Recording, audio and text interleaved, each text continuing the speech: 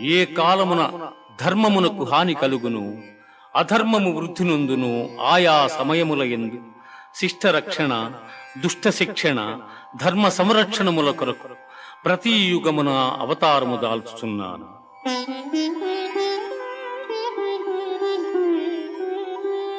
వీతరాగ భయ క్రోధాః మన్మయా మాముపాశ్రితాః బహవో జ్ఞాన తపసా పూతా మద్భావమాగతాః.